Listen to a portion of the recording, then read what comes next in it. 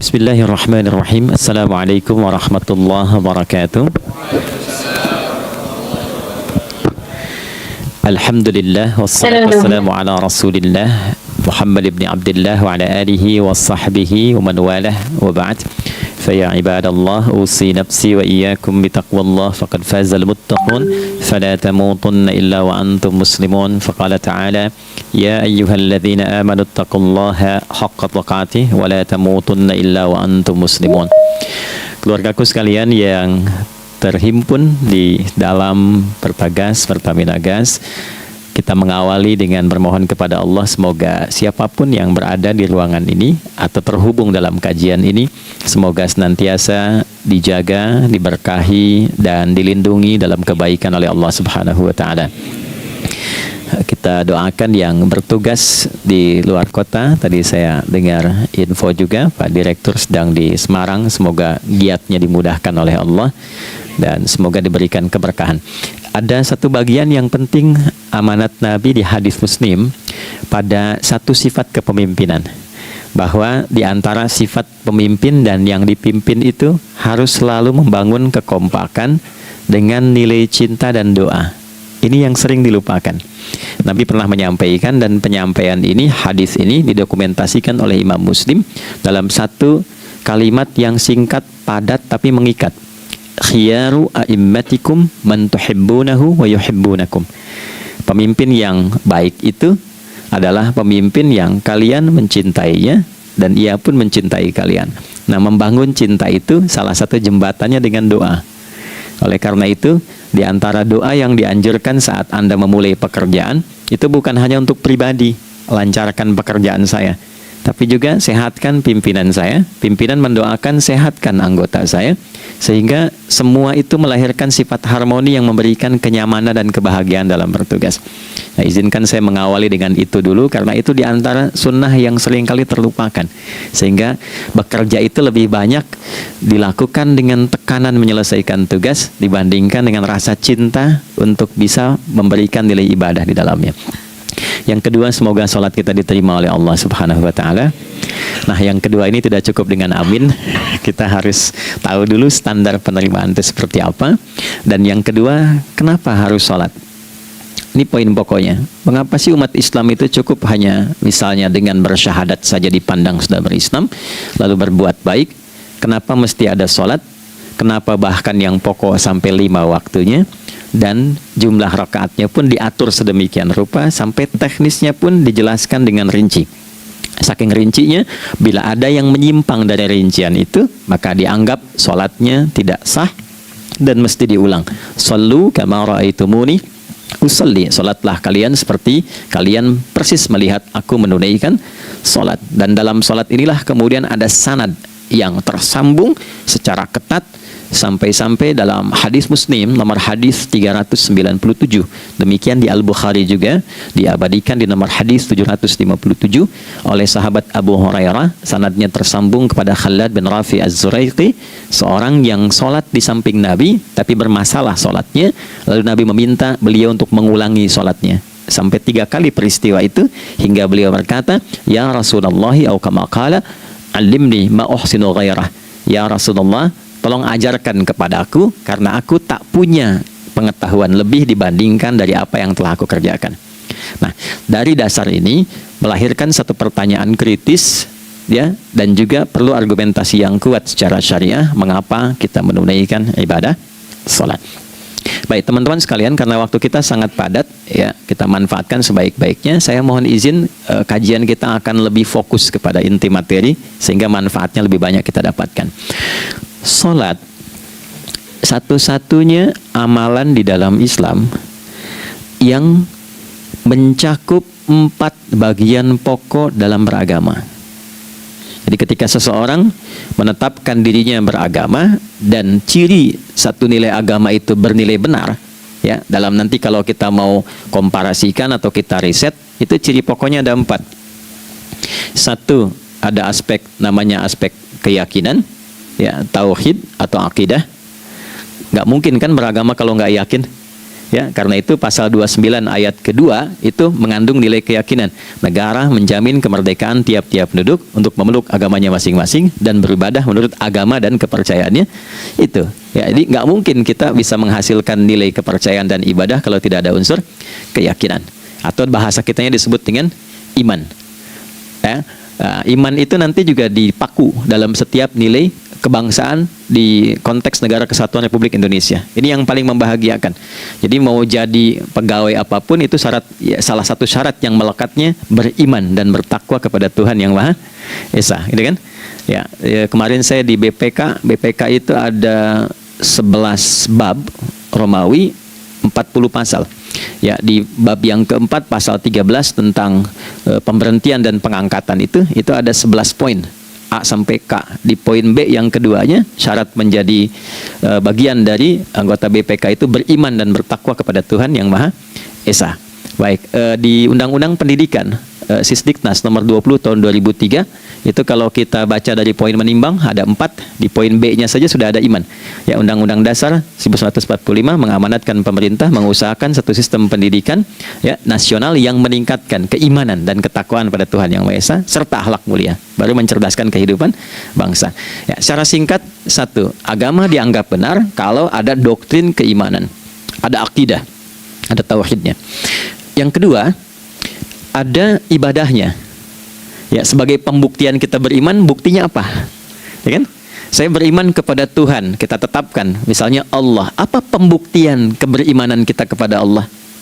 Ya, kan pembuktiannya itu mesti diwujudkan dalam bentuk sikap. Sikap itulah yang disebut dengan ibadah. Nah, konsepsi ini ada di Quran surah ke-20 Thaha di ayat ke-14. Innani anallahu la ilaha illa ana fa'budini. Ya, sungguh aku tegaskan bahwa akulah Allah, satu-satunya Tuhan yang layak dipertuhankan dan disembah. Ketika Anda mempertuhankan aku, fa'budni, maka buktikan kebertuhananmu kepadaku dengan menyembahku. Karena itu namanya Allah punya dua arti. Satu yang dipertuhankan, kan? Ilahun wahid. Yang kedua yang disembah. Ya, jadi yang dipertuhankan dan disembah. Oke. Tiga. Yang ketiga harus punya unsur praktikal atau implementatif dalam interaksi kehidupan. Ya, jadi bukan cuma nyembah Tuhan, bimbingan kehidupannya apa? Implementasi dari ibadah itu. Ya, ciri umat beragama itu kan bukan hanya sekedar saya yakin, beriman, saya ibadah. Terus bukti ibadah itu dibawa dalam berinteraksi hariannya seperti apa wujudnya. Ya, makanya ketika dulu orang itu jujur, orang itu bangga dengan kejujurannya bukan sebagai orang jujur, tapi sebagai muslim. Jadi ketika ditanya, kenapa Anda jujur? Karena saya muslim. Ketika ada seorang penggembala di Sahara yang sangat gersang, diuji oleh Umar bin Khattab, ingin diambil kambingnya, kan kisahnya viral kan? Baik ya? Oh, tapi ini bukan punya saya.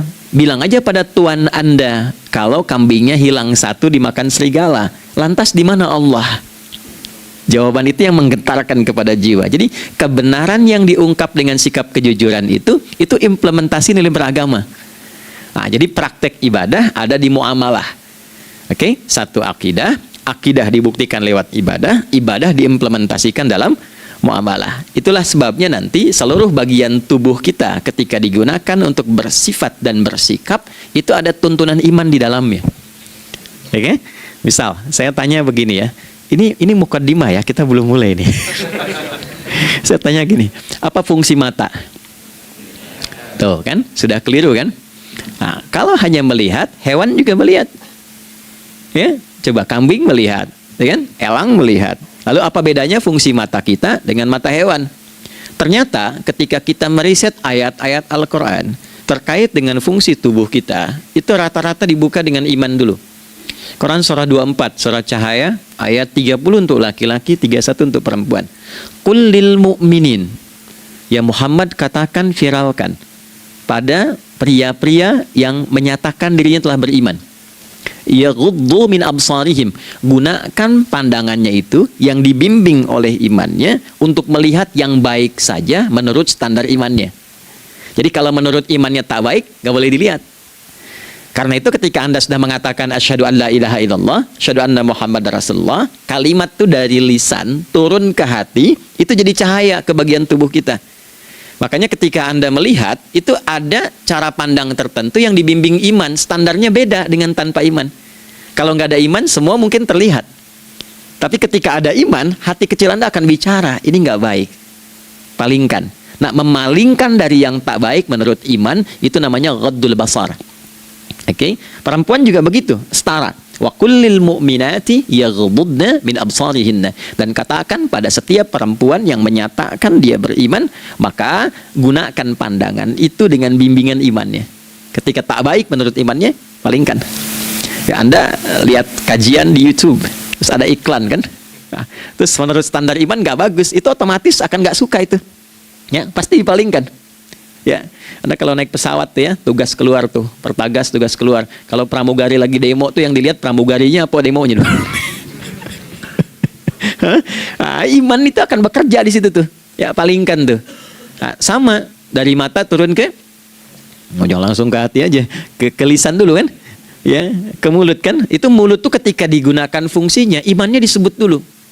Ya, Quran surah 49 ayat 11 misalnya, ya. Ya ayyuhalladzina amanu, imannya dulu. La yaskhar qaumin qaum. Ayat 12-nya la yaghtab ba'dukum ba'dha. Hai orang-orang yang telah menyatakan beriman. Kalau pakai alladzina disebutkan 1080 kali dalam Al-Qur'an, itu kalimatnya diksinya singkat, padat, mencakup semua tanpa sekat. Oke, jadi kalau laki-laki, perempuan, tua, muda, besar, kecil, beda strata, duniawi, itu semua tercakup di dalamnya. Hei semua yang telah menyatakan beriman, gunakan imanmu untuk membimbing lisanmu bertutur. Kalau masih merasa punya iman, jangan gunakan lisan untuk mencela, merendahkan orang, untuk bergibah, membuat hoax. Didetilkan oleh Nabi, kalimatnya jelas. Man kana yu'minu billahi wal yaumil akhir falyakul khaira aw liyasmut. Siapapun. Nah, dari alladzina ketika dirinci pakai man. Ya, man itu bentuk tunggal, ya, personal, tapi maknanya general. Jadi kalau Anda, saya, kita baca ayat atau hadis ada man, posisikan Nabi sedang bicara ke kita. Ya, hei Adi Hidayat, posisikan Nabi bilang gitu tuh. Kalau engkau merasa beriman sama Allah dan yakin dihisab di hari kiamat, jaga lisanmu. Katakan yang baik dengan bimbingan imanmu, tak mampu engkau diam. Jadi cukuplah suami istri itu menggunakan satu hadis ini, pasti sakinah itu muncul dalam kehidupan rumah tangganya. Ya, itulah sebabnya kenapa sakinah didahulukan dibanding mawaddah. Hati-hati ya, Mbak, walaupun namanya sakinah, nggak ada ini nggak akan datang tuh ketenangan tuh. Ya, ada yang tahu nggak rahasianya? Kenapa sakinah duluan dibanding mawaddah? Ya, 5 juta. Ya, waktu habis karena padat sekali. Maddah jamaknya mawaddah, rasa kasih yang tumbuh dari pemberian materi. Jadi kalau rumah tangga itu ingin cenderung pada kebahagiaan, boleh berbagi dengan materi. Ya, istri cemberut, ya, Anda datang dengan senyuman, sayang, kenapa? Ya, ini emas 2 kilo, ya. Nah itu pasti sehat lagi tuh. Ya, itu mawaddah. Tapi maaf, walaupun Anda mapan bekerja, harta cukup melimpah, ruah, tapi tidak ada ketenangan di rumah tangga, tidak ada sakinah, maka hampa kehidupan rumah tangga itu. Itulah sebabnya kenapa di Quran sakinah lebih dulu dibandingkan dengan mawaddah. Saya tanya ibu deh, ibu pilih mana? Kaya tapi gelisah atau miskin tapi tenang? Oke. Saya paham itu. Saya paham. Suami juga sepakat semuanya. Artinya apa? Kita nggak bisa menghilangkan unsur ketenangan. Oke, itu hanya pembuktian argumentatif ya, supaya kajiannya lebih kepada argumen. Jadi ada akidah terkorelasi dengan ibadah, implementasinya di aspek muamalah. Nah, nanti cara bermuamalahnya diatur lewat akhlak namanya.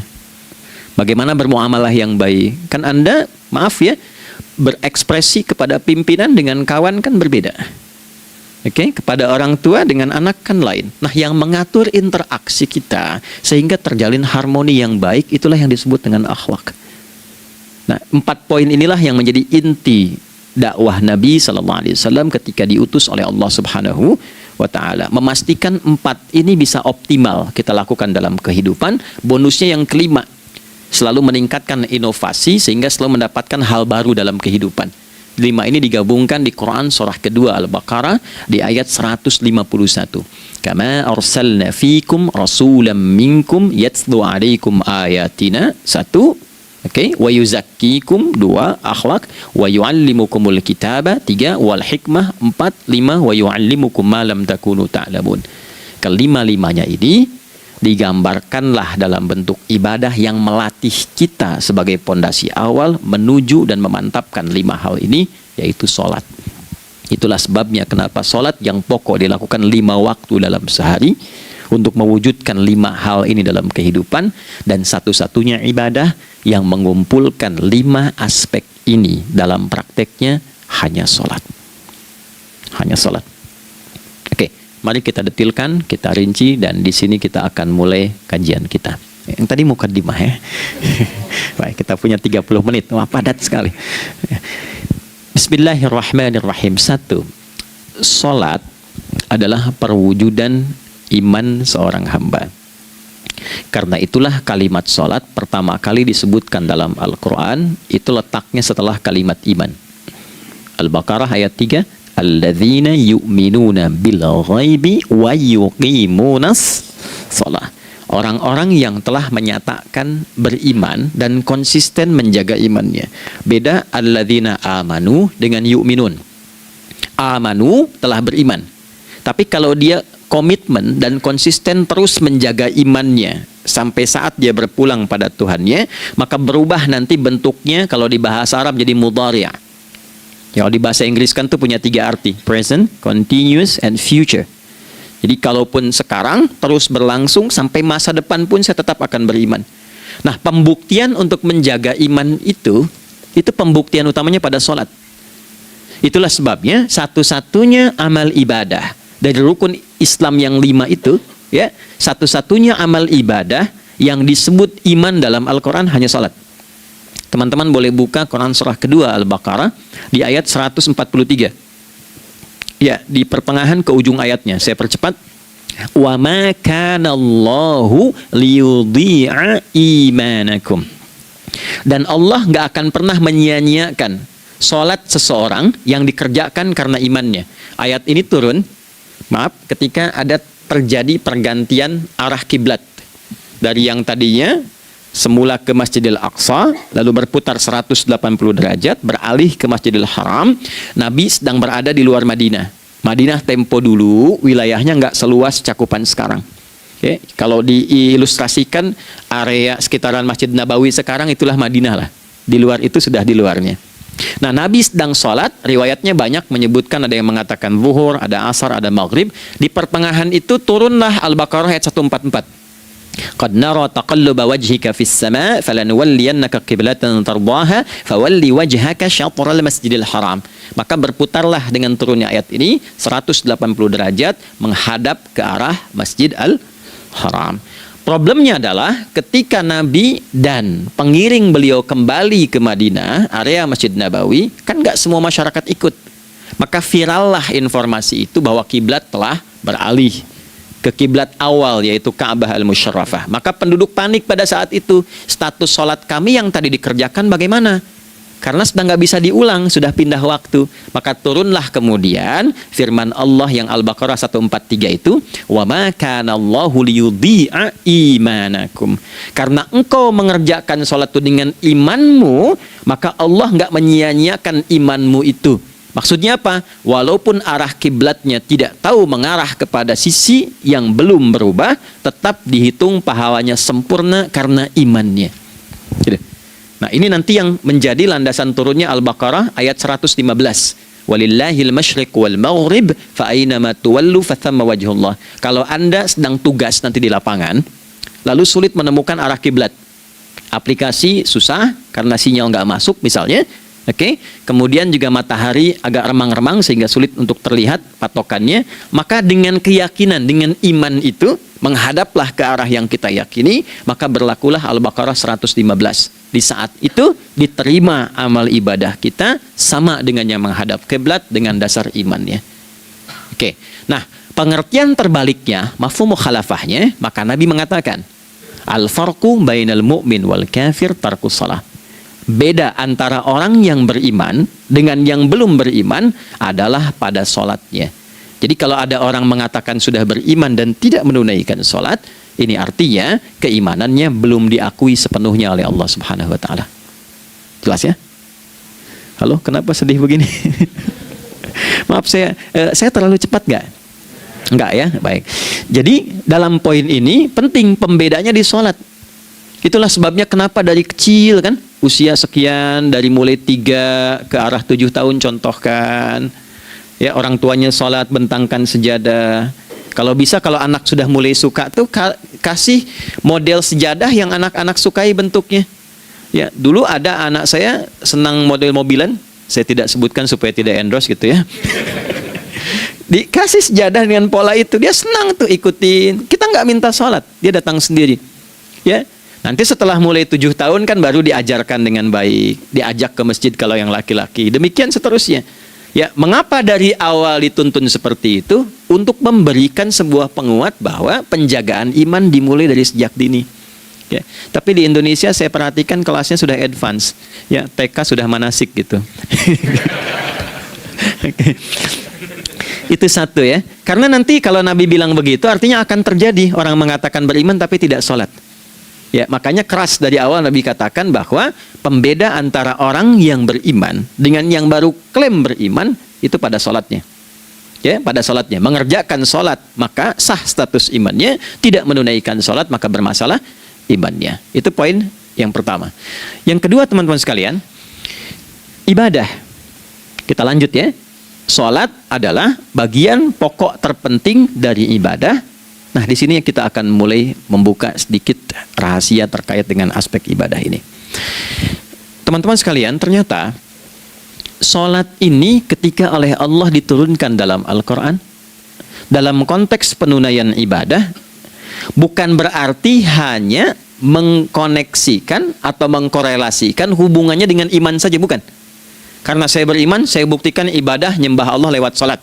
Dalilnya Quran surah ke-20 ayat 14. Innani anallah la ilaha illa ana. Aku tegaskan akulah Allah, nggak ada Tuhan yang layak dipertuhankan dan disembah kecuali saya.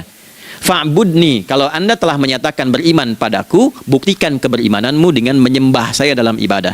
Bentuknya bagaimana ya Allah? Teruskan ayatnya. Wa aqimis sholata. Tunaikan sholat sebagai bukti ibadah. Itu li dzikri, sebagai zikir kepadaku. Jadi korelasi antara ibadah dengan iman sudah kita sebutkan dalilnya. Sekarang ibadahnya tersendiri ketika ditunaikan, apa manfaat dari ibadah itu? Mengapa mesti ada 5 waktu?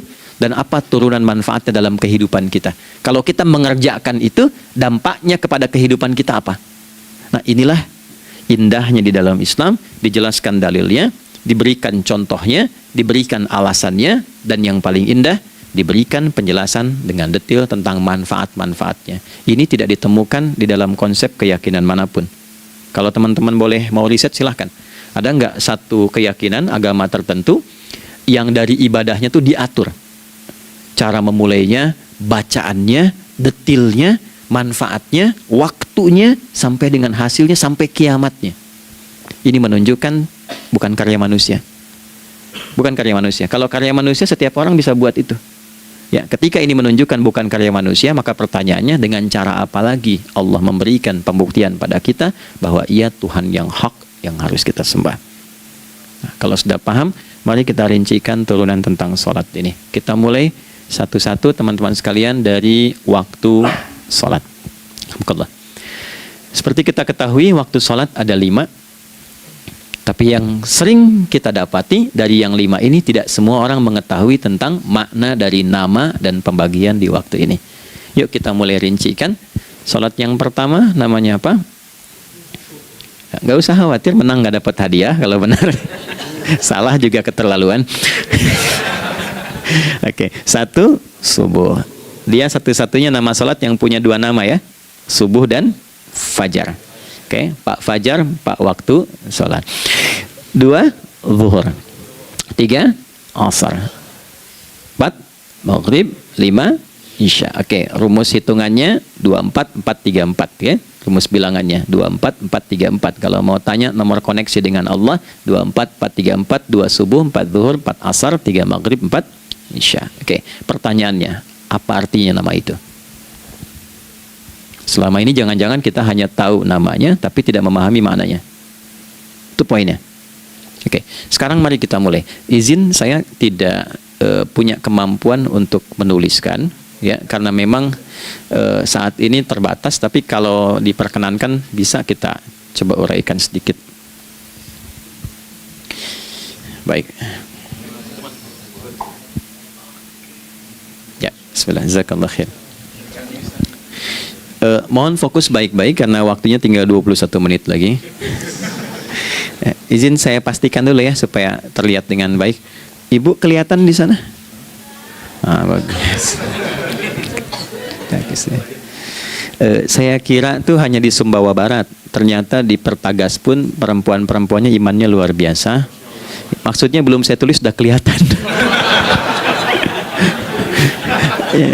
Imannya luar biasa. Oke, kita mulai dari yang pertama ya, 5 waktu sholat. Kita mulai dari 1 dulu. Subuh, teman-teman saya turunkan dulu ya. Izinkan saya tulis pakai bahasa Arab dulu supaya gampang. 1, dia punya 2 nama. Yang ke Arab ya. Kalau yang gini angka Hindi. Anda yang di admin di komputer pasti tahu. Ada Fajr. Kata subuh ditemukan di Al-Quran surah ke-81 At-Takwir ayat 18. Kalau keliru tolong diingatkan. Was-subhi idza tanaffas. Quran surah 81 ayat 18. Ya. Nggak usah di ilmu utak-atik ya. Oh ini kenapa 81 kalau dibalik 18 ya, itu cocok logi. Abaikan aja itu. Ya. Fajar agak banyak di Quran terkait dengan nama salatnya, ada di Quran surah ke-17 di ayat 78. Aqimis salata liduluki syamsi ila ghasaqil laili wa qur'anal fajr. Inna qur'anal fajri kana masyhuda. Yuk kita mulai ke maknanya dulu. Ingat rumusnya ya. Rumusnya ini selalu begini rumusnya. Aqidah selalu punya korelasi dengan ibadah. Ibadah selalu punya korelasi dengan muamalah, interaksi harian kita. Muamalah hiasannya adalah akhlak. Nah, barulah kemudian di sini muncul inovasi dalam kehidupan, hal yang baru. Hidup ya, yang mengacu pada 2 kebahagiaan yaitu dunia dan akhirat. Ya, konsepsi ini nanti ditemukan di Quran surah ke-2 Al-Baqarah ayat 201 dan menjadi doa paling favorit umat Islam Indonesia saat ini. Rabbana atina fid dunya fil akhirati. Oke, ya cukup. Subuh. Ini rumus dasarnya. Dari akidah kita beriman, pembuktian imannya lewat ibadah salat. Apa hubungan salat dengan aktivitas harian kita? Subuh asalnya terkolerasi dengan kata asbah. Oke? Asbah itu asalnya sesuatu yang sudah siap dengan rencana yang matang. Baik, orang Arab tuh kalau bertanya begini, kaifa asbahta ya akhi? Kaifa asbahti ya ukhti? Bagaimana kabarmu di pagi ini? Itu bukan hanya nanya kabar kesehatan. Beda dengan kaifa haluk, beda. Ya, itu bertanya bagaimana kabarmu hari ini, aktivitasmu bagaimana? Lancar, sudah siap, planning bagus dan sebagainya. Ya, itulah sebabnya ketika Allah bersumpah dengan awal waktu, penandanya adalah planning kegiatan. Ya, was-subhi, dan aku bersumpah demi waktu subuh, awal mula untuk berkegiatan, idza tanafas, apabila sudah mulai bergerak bersamaan dengan nafas yang keluar itu, maka sudah jelas rencana yang dibuat. Ya, jangankan kita, semua alam itu, semesta itu seluruhnya bukan hanya bertasbih, tapi beraktivitas dalam tasbihnya. Di waktu subuh, matahari sudah mulai bersinar kan? Ya, dan sinarnya mengambil manfaat loh, mengandung nilai manfaat, memecah keheningan malam dan menghilangkan kegelapannya. Gelap mulai hilang, datang kemudian sinar yang memberikan kita bimbingan untuk beraktivitas. Tumbuhan dimulai waktu itu sudah mengeluarkan oksigen, menyerap karbon dioksida. Saya waktu di Utrecht, di Delft di Belanda, ya, saya coba ingin membuktikan. Kan adzan nggak terdengar keluar ya. Jadi sebelum waktu subuh itu saya keluar, kebetulan flatnya waktu itu dekat area hutan yang agak rimbun, enak gitu, udaranya bagus. Itu sebelum subuh terasa karbon dioksida. Walaupun cuma beda hampir 1 menit. Tapi begitu masuk waktu subuh, keluar kesegaran yang luar biasa. Oksigen yang keluar. Ya, ini kan nggak mungkin kalau kuasa Allah tuh nggak mungkin terjadi seperti ini kalau bukan kuasa Allah Subhanahu Wa Taala. Tapi poinnya adalah yang bicara begini Quran. Nah sekarang yang ingin saya katakan adalah alam semesta dalam konteks seperti matahari, kemudian tumbuhan, binatang, ayam bahkan mulai berkokok punya planning yang teratur. Masa kita makhluk yang dihisab tuh nggak teratur, nggak punya perencanaan? Maka subuh itu mengajarkan kepada kita, jangan sampai ada orang Islam yang punya keimanan, lalu menunaikan sholat, diajarkanlah oleh Allah, setiap masuk subuh itu harus punya agenda yang jelas, planning yang terukur. Jangan terjadi mengaku muslim, beriman, tapi nggak jelas perencanaan hidupnya. Jam 7 mau di mana? Jam 8 kerjakan apa? Anda dari sini ketemu 7 ke 4, atau setengah 8 ke setengah 5, 8 jam kerja.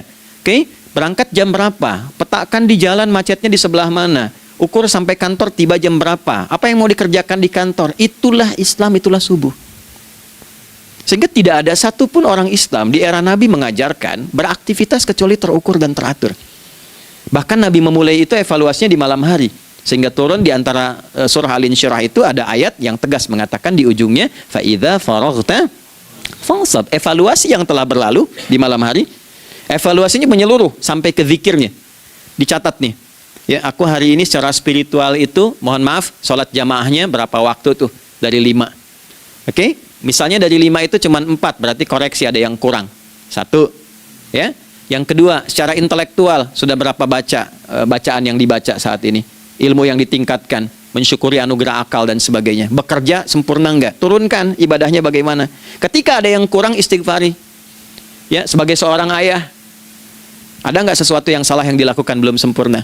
Sebagai seorang ibu, anak dan sebagainya, istighfar. Itulah sebabnya sebelum tidur Nabi ajarkan istighfar. Yang kita tahu 70 kali kan, 100 kali. Yang saya tanya, 1 ke 70 itu istighfar apa saja? Apakah hanya bilangan di lisan? Atau dari lisan diingatkan oleh pikiran, ditembuskan ke hati? Istighfar sebagai seorang ayah yang kurang maksimal melihat anak dengan baik. Anda boleh punya jabatan di kantor, boleh direktur, boleh manajer, boleh macam-macam. Tapi ketika Anda pulang, Anda seorang ayah. Saya di Timur Tengah disebut syekh, di sini dipanggil kiai, dipanggil ustadz. Pulang ke rumah, anak saya nggak kenal itu semua. Anak saya nggak peduli itu semua. Belum pernah seumur-umur saya mengajar, lalu saya pulang, anak saya menunggu depan pintu dan memanggil, kiai. Tidak ada. Dia ingin ayahnya. Ingin ayahnya. Kenapa nggak kita hadirkan istighfar pertama kita itu karena kita kurang perhatian? Kurang perhatian kepada anak misalnya. Saya kalau pulang tengah malam dan semua tertidur, saya lihat satu-satu. Perbaiki cara tidurnya, doa, lihat satu-satu, minta ampun sama Allah. Dan ya kadang sebelum mengalirkan air mata kita nggak bisa tidur karena nggak tahu nanti ketemu lagi nggak di akhirat. Itu poin yang paling penting. Nah, jadi istighfar pertama itu untuk diri kita ketaatan pada Allah, untuk diri kita sebagai anak pada orang tua, sebagai suami punya tanggung jawab istri atau sebaliknya, demikian seterusnya. Nah, itu kalau sudah kita bisa lakukan, dievaluasi, direncanakan besoknya. Fa idza faraghta fansab, direncanakan lagi yang berikutnya, besok mau ngapain, tulis malam. Kalau kita biasakan begitu, tidurnya enak. Karena nggak ada beban, damai hidupnya. Dengan teman damai kalau ada perselisihan sebelum tidur. Ya. Jadi nggak ada orang mengigau itu masalah-masalah kehidupan dunia yang belum tuntas. Ini dunia saat terjaga bermasalah, saat tidur pun masih bermasalah. Gara-gara kamu nih, kapan istirahatnya? Ya. Nah, ketika kita bangun dari subuh itu, maka rencana yang sudah kita siapkan itu, teman-teman sekalian, dibawa menghadap Allah supaya minta kemudahan, minta kelancaran, minta pendampingan, minta bimbingan. Itulah sebabnya kita dipanggil sholat di awal waktu. Supaya rencana yang sudah kita siapkan itu minta taufiknya, persetujuan dan perlindungan dari Allah. Inilah yang menjadikan rahasia umumnya para sahabat memulai berkegiatan sejak dari masjid. Teman-teman boleh riset deh hadis-hadis tentang sholatnya sahabat dan kaitannya dengan syuruk dan pekerjaan. Rata-rata memulai dari masjid. Mereka tungguin, evaluasi, begitu siap, syuruk, minta sama Allah, berangkat. Saya mau kasih satu rahasia ya. Boleh jadi ijazah, tapi ini diantara kita aja ya. Anda boleh lakukan, berangkat ke masjid itu dengan baik. Terus minta misalnya, ya Allah, kau perintahkan aku untuk berikhtiar, sekarang aku lakukan. Kau perintahkan aku untuk merencanakan, sekarang aku ikhtiarkan. Mohon lindungi, mudahkan, dan berikan bimbingan terbaik untuk mendapatkan hal yang wajar, halal, baik, dan kau ridhoi. Anda berangkat. Pulang, sebelum nyampe rumah, mampir dulu ke masjid. Masjid terdekat dari rumah aja. Sholat 2 rakaat, situ. Ya, sholatnya bisa sholat wudhu, tahiyatul masjid, dan sebagainya. Setelah itu pulang. Doa dulu habis sholat, ya Allah, aku telah berikhtiar seperti apa yang telah engkau perintahkan. Sekarang aku memohon rizki darimu seperti apa yang telah engkau janjikan. Kalau dengan semua ikhtiar ini belum cukup menurunkan rizki darimu, maka mohon tunjukkan padaku saat ini dengan cara apa lagi aku mesti berikhtiar. Oke?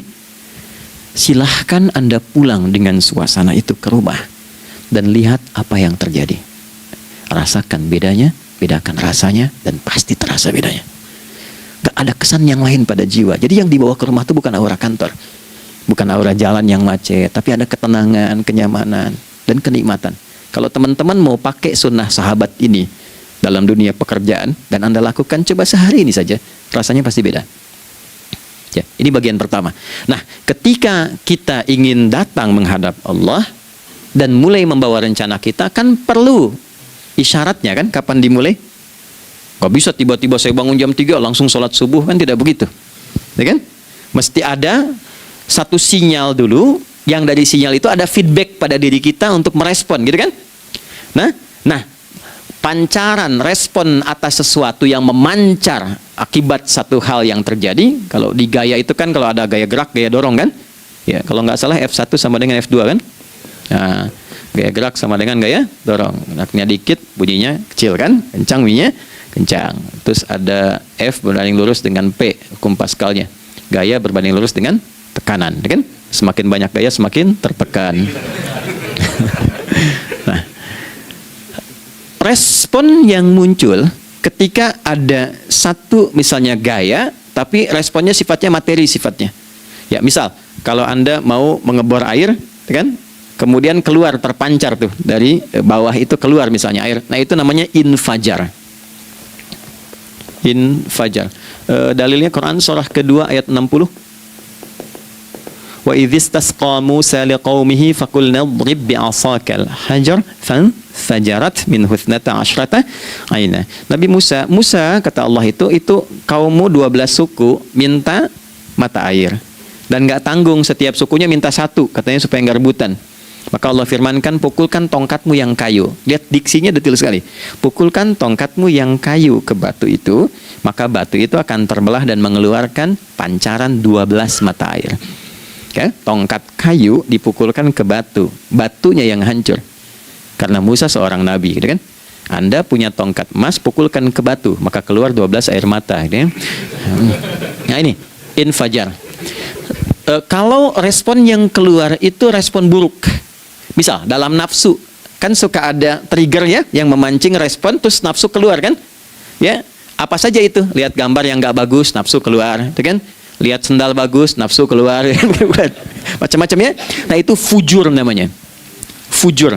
Hurufnya masih sama, cuma bentuknya berbeda. Fa, jimnya masih ada waw, ada ra-nya. Fujur. Quran surah 91 di ayat 7 sampai 10. Wa nafsi wa ma sawwaha fa alhamaha fujuraha wa taqwaha. Fujur tembus ke nafas, nafas memerintahkan yang buruk disebut su. Nafas ketemu su jadi nafsu. Makanya nama lain fujur itu nafsu. Dalilnya Quran surah 12 ayat 53. Wa ma ubarni'u nafsi innan nafsa la'ammaratun bisu.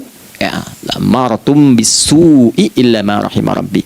Oke, nafas ketemu su. Teruskan. Tapi kalau pancarannya pada sifat yang baik. Oke?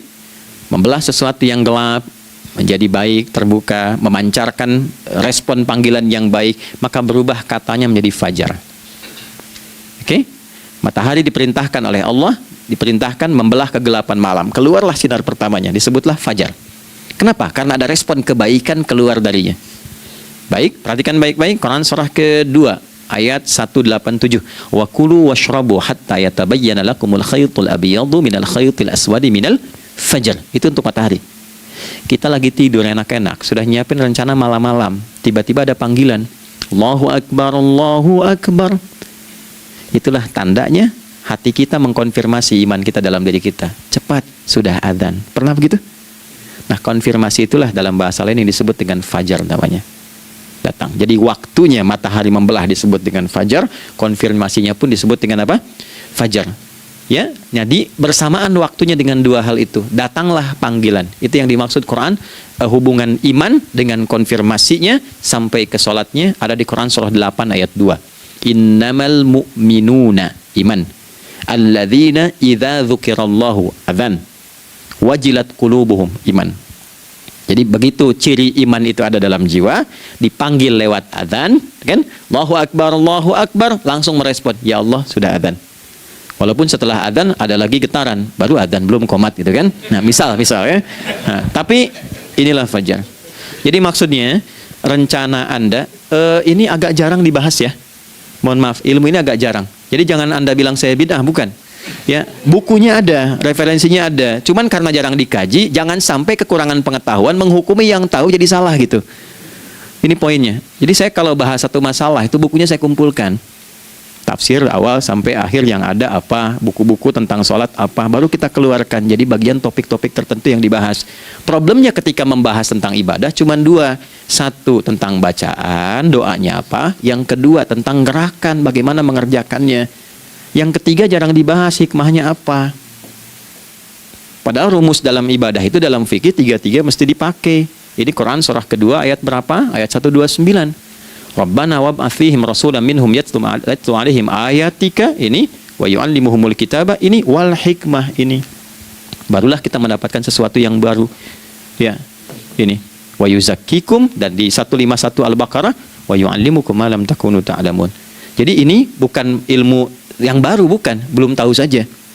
Jadi selama ini yang kita kerjakan jangan sampai terbatas pada ritualnya saja untuk mencukupkan ini. Hubungan ritual dengan ini apa gitu. Ya, jadi subuh ini mengkonfirmasi bahwa ada satu keteraturan dalam kegiatan kita. Ya, alhamdulillah. 2, siang. Oke, setelah subuh, fajar, salat apa? Zuhur. Oke, saya tanya pada Anda, zuhur itu artinya apa? Sudah, cukup katakan Allahu a'lam. Waktunya terbatas ya.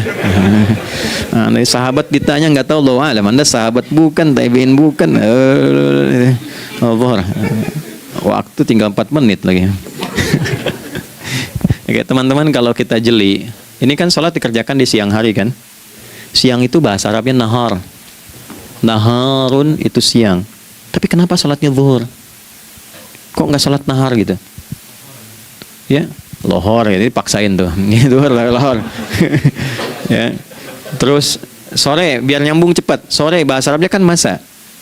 Masa al-khair, selamat sore. Kenapa kok sholatnya asar? Kok sholatnya namanya asar? Oke? Maghrib, isya. Isya kan malam kan? Kenapa nggak lail? Lail itu kan malam. Kalau ada yang istimewa di malamnya, itu lailah namanya. Makanya ketika turun Al-Quran disebut Lailatul Qadar. Karena malamnya istimewa. Beda, lail dengan lailah itu beda. Lail itu waktu malam, lailah ada yang istimewa di malam itu. Ya. Jamaknya lail, layali, lela, lili, lala, itu malam. Ibu lili, ibu malam-malam. Ya. Zuhur artinya jelas, terang. Ada idhar, dibaca dengan jelas, terang, nggak boleh dengung. Man amana, itu kan? Ya, min husni, harus jelas. Ya, ada a, jelas. Zuhur kenapa disebut zuhur? Untuk evaluasi kegiatan kita dari setengah hari. Sudah jelas belum hasilnya? Yang Anda punya rencana di sini, evaluasi di siang. Jelas gak hasilnya? Pekerjaan Anda yang sekarang diamanahkan dari pagi jam 7 sampai sekarang, evaluasi dulu. Dicek, jangan cuma ditinggalkan. Oke, saya sedang kerjain, tinggalin dulu sholat. Bukan begitu. Ketika akan sholat, Anda cek dulu. Dari ke siang itu tengah hari, bagaimana hasilnya? Ada yang perlu disempurnakan gak? Ya. Ketika ide-idenya mulai mentok, ada yang belum selesai, datang dulu sholat, tenang lagi.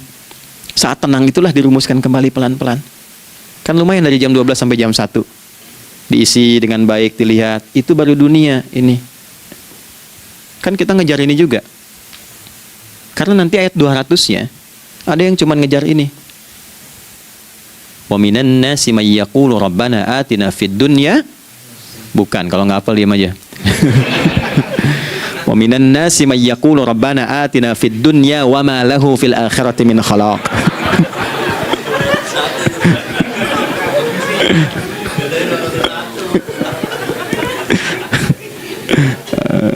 Udah, paham kan? Dan di antara manusia ada yang fokusnya hanya dunia yang dikejar, sehingga nggak kebagian akhiratnya. Padahal dia tahu dia mau pulang. Yang lebih aneh lagi, pengen pulang surganya Firdaus dekat dengan Nabi. Tapi tiap hari yang dikerjakan dunia, dunia lagi, berangkat gelap, pulang gelap, terus meninggal gelap juga. Kan repot. Nah, maka mesti investasi kan. Anda kalau tugas keluar kan, apalagi keluar negeri kan hukumnya beda. Bekalnya pun tidak sama. Anda tugas ke Amerika, mata uangnya sudah beda, hukumnya sudah beda. Terus pengen pindah ke alam barzah, pengen hukumnya sama dengan dunia, mustahil. Ya, makanya dimensinya beda, keadaannya tidak sama. Baju yang dipakai kan beda, barang-barangnya nggak sama. Makanya disebut telah meninggal dunia, meninggalkan semua yang melekat pada dunia, pindah ke alam lain, persiapan menuju titik akhir yang tidak ada ujungnya lagi, nggak ada pembuka lagi. Jadi sudah ujung begini, nggak ada ruang lagi yang lain. Itu akhirat namanya. Makanya di sini cuma dua pilihannya. Kalau nggak ke surga, nah itu ya. Apa investasi yang ada di sini? Maka siang itu dicek dulu, pekerjaan jadi ibadah nggak? Tadi niatin ibadah nggak waktu berangkat dari rumah? Kan? Waktu ngetik, waktu ngerjain di kantor jadi ibadah nggak? Kalau ibadah, Anda nggak mungkin berbuat kriminal, Anda nggak mungkin berbuat maksiat, nggak mungkin nipu, nggak mungkin nyogok, nggak mungkin korupsi. Kan lagi ibadah, nggak mungkin curang. Kan lagi ibadah. Anta budallaha ka'annaka tarah. Anda itu mengerjakan segala hal sebagai ibadah, merasa diawasi Allah. Fa in lam takun tarah fa innahu yarak. Kalaupun Anda merasa nggak melihatnya, Anda yakin Anda dilihat. Itulah kerja pakai iman, maka ini di bawah akidahnya. Jangan ditinggalkan. Nah, inilah yang selama ini kita butuhkan. Ya. Inilah yang melahirkan nilai etik, makanya adanya dalam jiwa. Takwa itu kan dalam jiwa, melahirkan etos. Etos mendorong kepada logos, logos melahirkan patos, kepantasan dalam bekerja. Jadi Anda sekuat apapun ilmunya, kalau nggak punya etos, itu rusak. Jadi tidak cukup akal sehat. Jiwa yang sehat itu lebih penting. Banyak orang akalnya, saya ingat, akal itu tidak memberikan perintah. Dia hanya merumuskan satu instruksi dalam jiwa supaya mudah dilakukan dan dieksekusi oleh fisik. Jadi akal yang sehat itu seberapa pandai ilmunya, seberapa cepat mengeksekusi perbuatan. Tapi kalau yang dieksekusi itu dari perintah nafsunya, masalah. Habis saja waktunya tuh.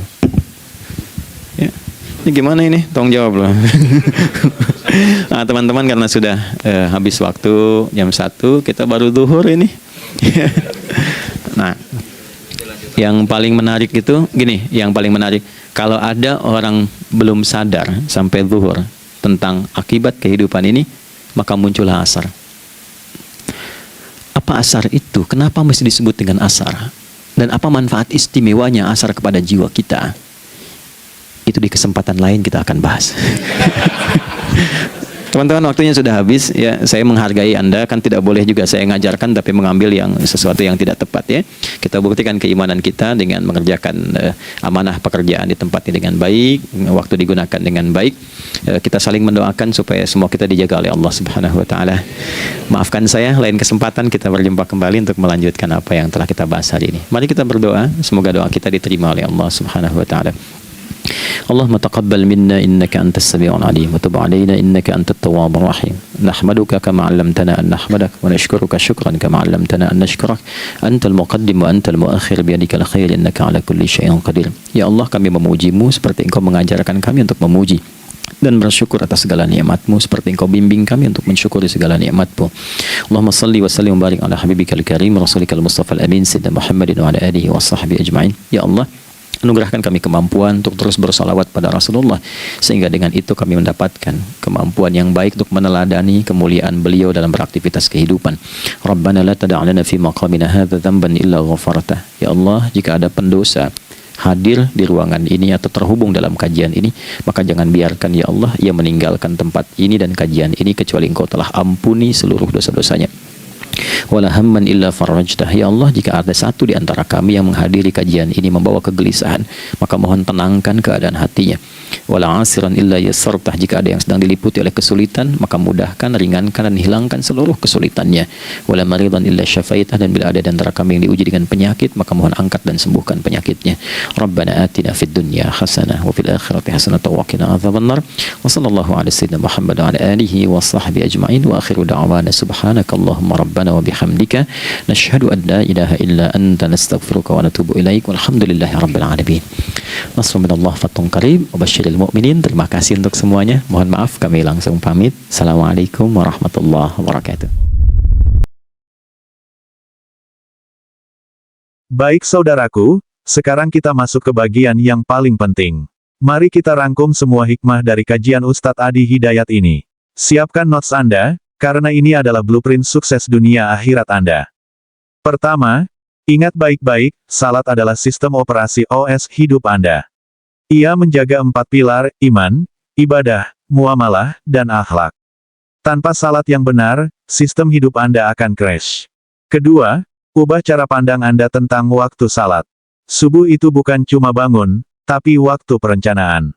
Datangi Allah dengan planning kerja terbaik Anda. Minta persetujuan dan perlindungannya. Zuhur itu bukan cuma istirahat, tapi waktu evaluasi etika. Cek kejujuran Anda. Pastikan pekerjaan Anda dari pagi sampai siang sudah bernilai ibadah. Kalau belum, perbaiki saat itu juga. Intinya saudaraku, Ustadz Adi Hidayat memberitahu kita, kunci kemudahan urusan itu ada di kualitas salat kita. Bukan di seberapa keras kita berusaha, tapi seberapa jujur kita menerapkan iman dalam pekerjaan. Jadi, kalau urusan belum lancar, jangan salahkan orang lain. Jangan salahkan rezeki. Cek dulu, bagaimana kualitas subuh dan zuhur saya hari ini. Mari kita buktikan, janji Allah itu pasti. Semoga video ini jadi pengingat terbaik buat kita semua. Kalau bermanfaat, jangan lupa share ke teman-teman Anda, like video ini, dan subscribe untuk konten pencerah lainnya. Sampai jumpa di video revolusioner berikutnya. Assalamualaikum warahmatullahi wabarakatuh.